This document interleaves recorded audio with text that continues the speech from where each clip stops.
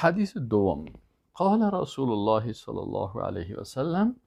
امام مسلم روایت میکنه که رسول الله صلی الله علیه و سلم فرمودند من احدث فی امرنا هذا ما لیس منه فهو رد.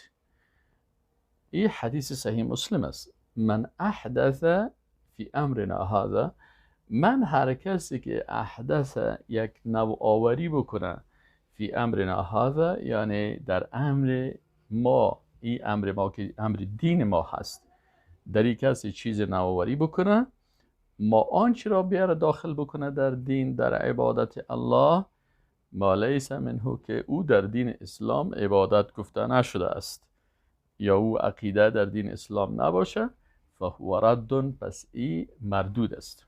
اطفال عزیز، شما میفهمین که در وقت رسول الله صلی الله علیه و سلم آیت شریف نازل شد که این دین کامل شده. یعنی ما و شما عقیده داریم که دین اسلام دین است که کامل هست و در وقت رسول الله صلی الله علیه و سلم با نزول قرآن عظیم شان و شرح و تشریح و عمل کردن احادیث رسول الله صلی الله علیه و سلم دین اسلام تکمیل شد.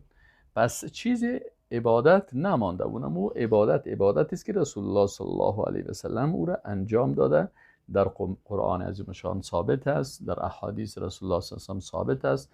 علمای اسلام به او اجماع نمودن، صحابه به او اجماع نمودن و کلگی میگن که اینی عبادت است. مثلا نماز عبادت است، روزه عبادت است، حج عبادت است. به این خاطر اگر یک کسی یک عبادت نبره جور میکنه و با زور میره در اسلام داخل میکنه و میگه این ثواب داره و او را مثل عبادت و انجام میده، او را رسول الله صلی الله علیه و سلم میگه که او مردود است. یعنی بر از اون نفر هیچ ثواب داده نمیشه، در پالی از او که برش ثواب داده نمیشه، چون در دین مداخله کرده و سر الله و رسولش تومت کرده، گناهکار هم میشه.